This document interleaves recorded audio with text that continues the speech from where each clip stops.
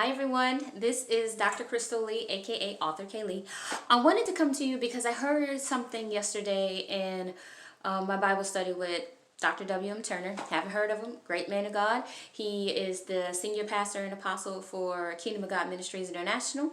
And his wife, Pastor Drew, is also amazing. They're like family to me. Parents. But I wanted to say something because he said something really profound yesterday, and the Lord is kind of like clicking other things into my brain, and I wanted to share those things with you. Now, what we were talking about was the alabaster box. Many of you probably have read the story of the woman that had the alabaster box, which was filled with a very expensive perfume.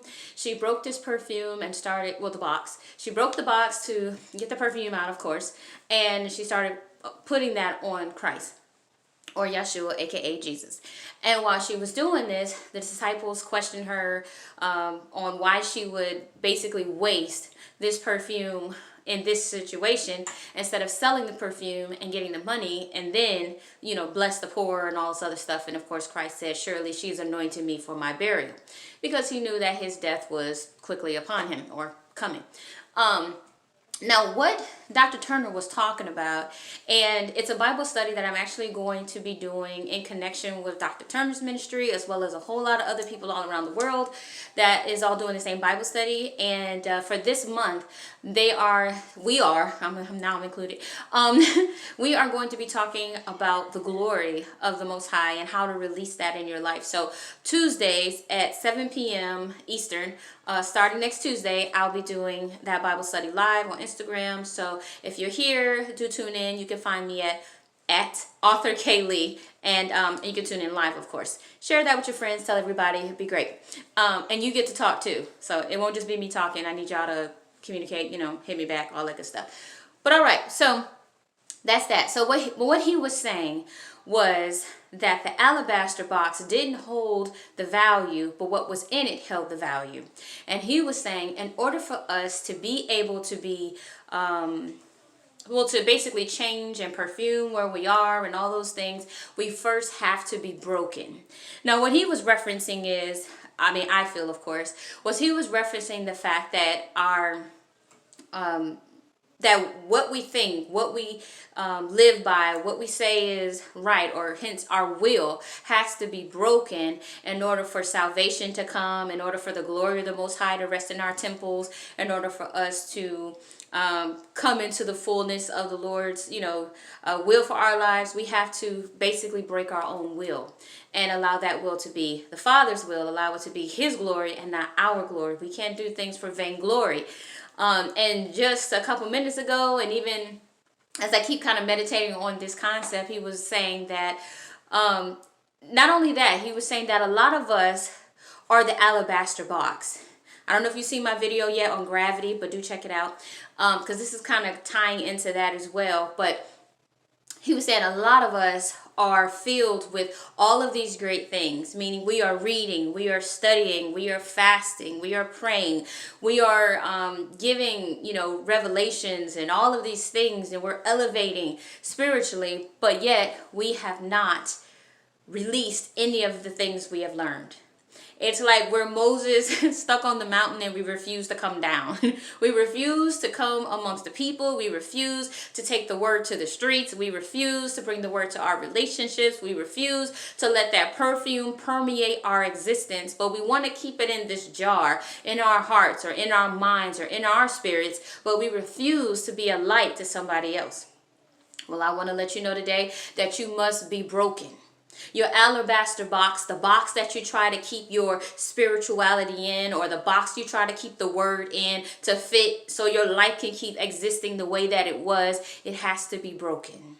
Meaning you have to submit your will to the Father's will for your life. You have to let go of the things that you've planned and let it be the things that the Father has planned for you, or you will never see the perfume. You'll never get out of it what it is meant to be. I love what he said about what the alabaster box really is valued at. And he said it's nothing. It's valued at nothing. The value is the actual perfume and not the box it's in. So what does that really mean? You know, a lot of us spend a lot of our time focusing on the box we're in, focusing on the body we have, or the eyes we want, or the hair we have, or the skin we have, or the existence of our physical flesh or our physical bodies, and we forget that it is what is on the inside that is really supposed to be generating your value. A lot of people wonder why they're in bad relationships or why their life seems to be of very small value. That's because what is on the inside of you. Not everybody can see it. Not everybody knows from the outside of this seemingly regular box, or seemingly black girl or black guy or Hispanic or Asian or Mexican or white. When people see you, that's all they see is what's on the outside. But it's what's on the inside that you want to permeate your space. Well, if you're not broken, the perfume cannot permeate the space. If you refuse to be a light or the salt of the earth or a light in a darkened world, then guess what? You're just the empty box. You're just a vessel.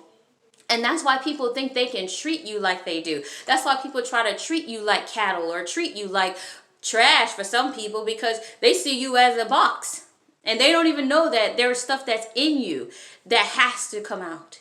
See, when we are broken and we allow the word or the glory to be released, that is when we start seeing the evidence, and other people can start seeing the evidence, because a lot of people live on the gravity realm, which means they live in the natural.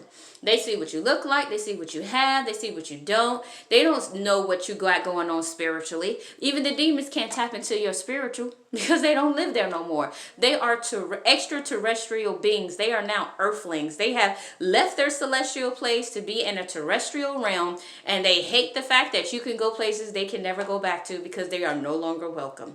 And so I want to encourage you, don't be afraid to be broken.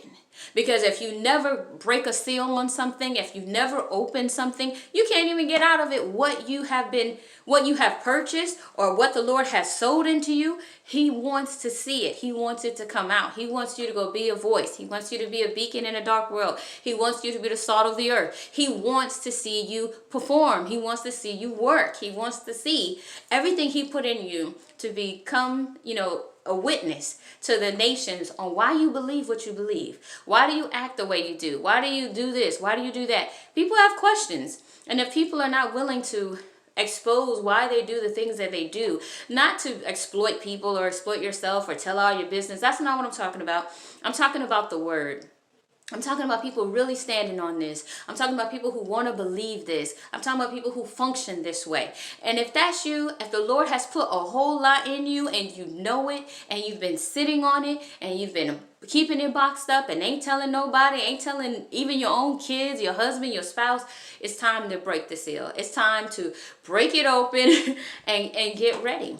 Because you are a new creature, the old things have to pass away so that the Lord can continue to show you what you are and who you are. And once you break the box, you realize that you are above and not beneath. You realize you realize your place, and you realize how much value you really have, because you really do. The Lord loves you. I do too. May you have a blessed day, and I pray this blesses you. Have a wonderful day, and bye-bye for now.